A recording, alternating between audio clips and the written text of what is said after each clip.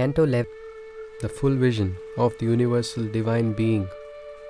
Arjuna said, "The secret of spiritual secrets thou hast unveiled. The occult and highest knowledge has been revealed. By the compassion that thou hast upon me showered, my delusion is lifted, and I am, by thy grace, empowered. I have heard about all the existences from their birth, and also in detail of their progression to and after death.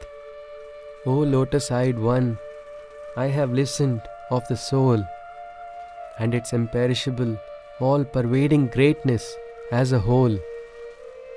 O Lord, as thou hast said about thy divinity, so art thou, I do understand with clarity.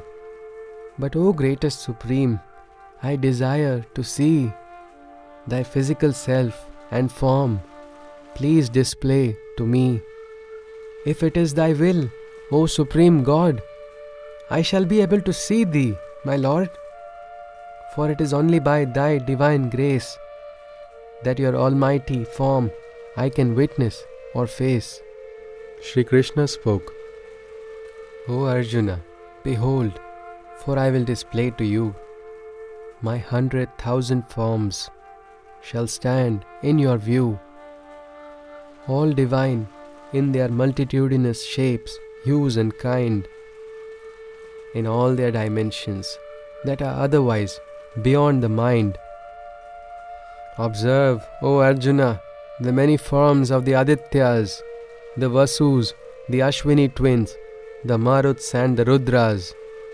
None before on earth have ever thus witnessed. These supramortal wonders none have experienced. Witness today, O Arjuna, the universe complete, with all the mobile and immobile forms replete. Observe them to be united, but yet a part of me, and also glimpse everything else that you wish to see. By the mortal eye, you cannot just see and bear the vision that will soon be. There is an inner eye which I shall now awaken within you, so that a vision of my divine yoga you can behold and view." Sanjaya spoke.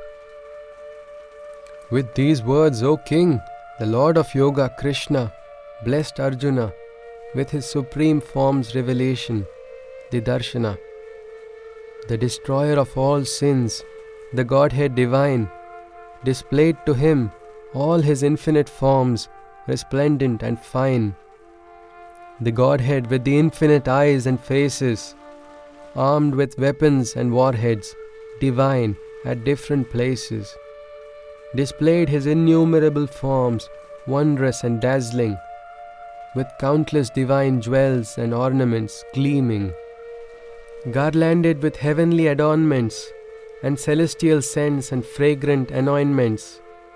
A surreal being stood before him with infinite mouths replete, and a splendorous brilliance embellished the God complete, as if 1,000 suns had together emerged, and their brilliance had coalesced and merged. So was the divine's glorious refulgence, so overwhelming was the heavenly magnificence, and Arjuna was struck with awe, as in the very mortal envelope of Krishna he saw the vision of the God of gods supreme, the mighty creator of existences every reign. Seeing the Vishwarupam, most magnificent and beautiful, and also inconceivably terrible and powerful, trembling at the hair-raising and surreal vision, Arjuna prostrated, offering his full bodily submission. Arjuna then spoke, "All the gods and divine beings I now see, emanating and expanding from within thee. Seated in the cosmic lotus, Brahma is the epitome of grace. I also see the mystic sages and those of the divine serpent race. Countless arms, stomachs, heads, and eyes. I can see all. Your infinite form, vaster than the skies.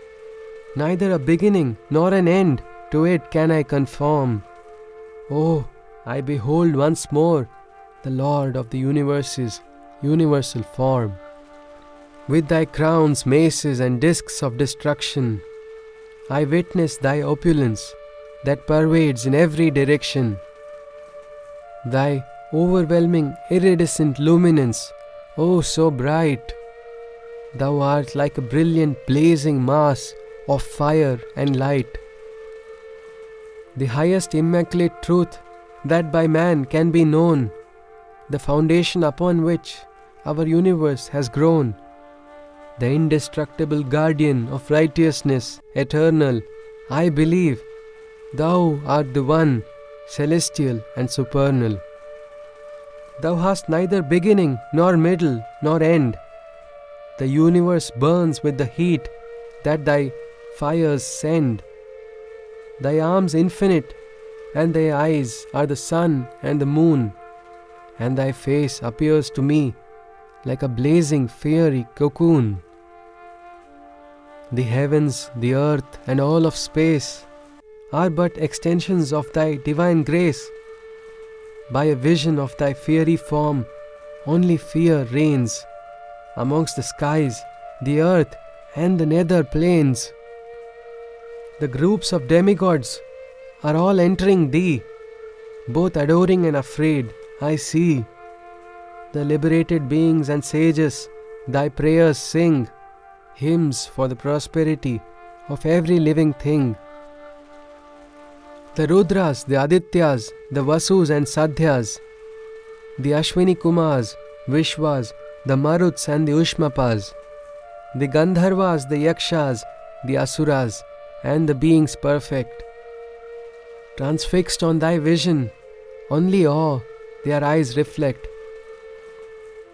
O magnificent Lord, with many faces and eyes limitless, with strong arms, bellies and feet, each countless, myself, all the nations and the worlds, find thy form terrible. With infinite teeth, thou striketh a fear unbearable. Blazing the heavens is thy burning manifestation, multi-hued, open-mouthed with eyes in every dimension.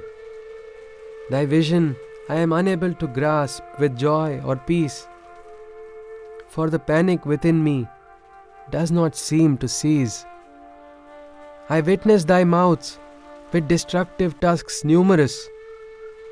Thy faces are death and time, oh so fierce and enormous. O Lord of Lords supreme, a great despair overwhelms me. O shelter of the worlds, may thy merciful grace upon me be. I see all of Dhritarashtra's children, and the host of all the kings, and the strongest of men.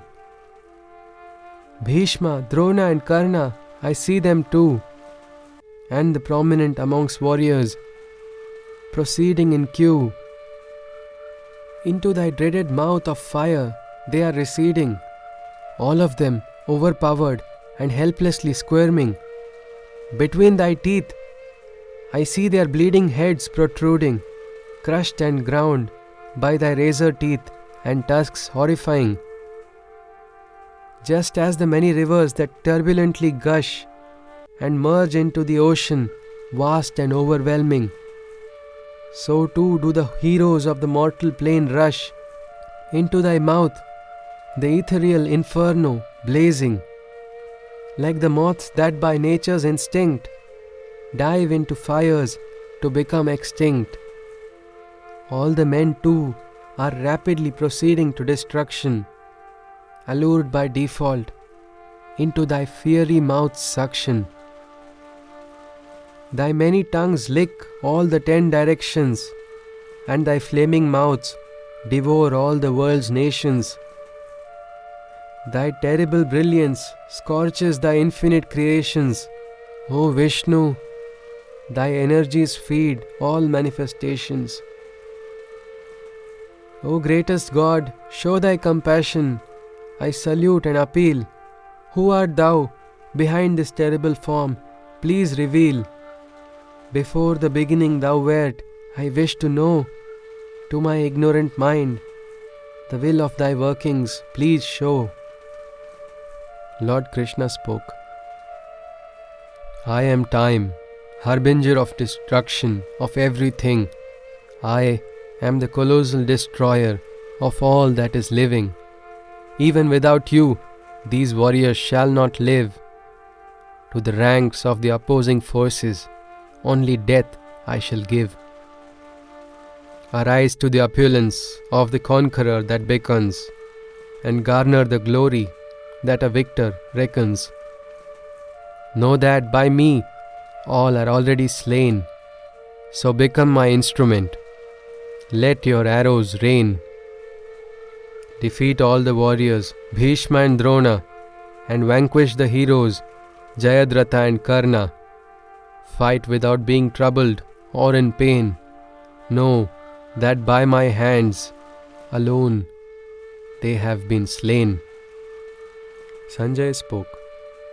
On listening to the voice of Krishna, with folded hands stood a trembling Arjuna.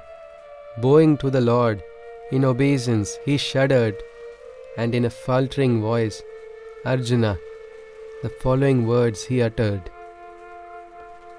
Arjuna declared, Of your name, O Krishna, it is thus rightly perceived, that by uttering it, a joyous bliss across the world is achieved, while the forces of evil in all directions flutter and flee. All the awakened beings and sages adore thee with glee. Oh, how can they not worship ye or offer their respects? Thou hast created the Creator and all his mortal subjects. O infinite Lord of gods, in whom the universe resides, over all that is and is not, thy insuperable lordship presides. Thou art the Purusha of the Puranas, the primeval Lord, the highest knowledge of the knower. Only thou dost accord the final abode for this world, the end of destinations. The universe is pervaded by thy infinite manifestations. Death, moon, the ethereal waters, the wind and the fire deities. Thou art the creator of creators, the father of all living entities. Again and again, bowing in 1,000 repetitions, once more I bow, offering yet again my salutations. From the front and from the back, I offer my salutations to ye in all the quadrants and all the directions. Thou art in all and in every living thing, almighty and all-pervading. Thou art everything. Assuming thee to be my mortal friend, I spoke rudely, even though I did not intend. Of thy greatness, O Krishna, O Yadava, O beloved, out of love or ignorance, I was thoroughly deluded. Whatever disrespect to thee I may have shown, out of jest or play, either amongst companions or alone, else while resting or eating, O Lord, I did not know. O faultless one, thy forgiveness upon me please show. O divine teacher, the father of every single being, thou art the highest worship, capable to the living. If in the three worlds, equal to ye, there is none, superior to ye, how can there exist anyone? Hence to ye, I perform a full body prostration, and to thee I offer my surrender and submission. Thou art the father to the son, the companion of a friend, the beloved to the lover. O Lord, thy mercy upon me extend. What was never seen before I now saw, but my mind trembles with both fear and awe. O refuge of the universe, shower thy compassionate grace. Thy earlier peaceful form, let my vision embrace. I crave to see the form my mind understands, with thy crown, mace and discus in hands, O thousand-armed universal form, do unveil the divine four-armed figure of thine. Please reveal. Lord Krishna spoke, O Arjuna, by my favor alone, this form you can see, my luminous form, from which the world came to be, my original self, that mortal eyes before have never gazed, this infinite universal form that you have witnessed and praised, not by researching the Vedas or by pouring sacrificial oblations, neither by charity nor by performing right actions, not even by the strictest of penances is it possible for man to see my perfect form. Apart from you, no one else has or can. Seeing this tremendous form of mine, you should not fret. This ignorant state of panic you must starkly reject. Cast away your fear as I show you the milder form of mine. Behold and rejoice, witnessing my other embodiment divine. Sanjay said, after saying these words to Arjuna, the four-armed manifestation was assumed by Krishna. Then resuming his peaceful form, full of love and grace, the Lord returned to console the fear-struck face. Arjuna spoke, seeing your four-armed form coming to the fore, an ecstatic delight overwhelms me once more. Oh, so soothing, this peaceful form of yours I find. A silent sea of bliss now fills my mind. Lord Krishna, my four-armed form that has been seen by you has been witnessed by only the rarest few. For even the demigods wonder and desire to see this avatar. Forever they aspire. The form that you saw cannot be seen, neither by Vedas, nor by the penances strictest, nor by sacrifices, nor by charities to the poorest. To see this form, by all, it has not possible been.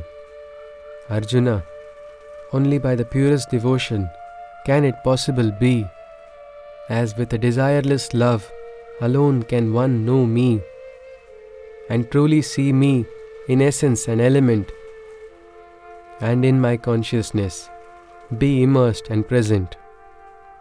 O Arjuna, surrender to me, perform my bidding, become my devotee and an instrument of my working. With an enmity towards none, from desires become free, accept me, my way, for such a man shall only come to me. Thus ended the 11th canto of the Bhagavad Gita, where Sri Krishna blessed Arjuna with the full vision of the universal divine being.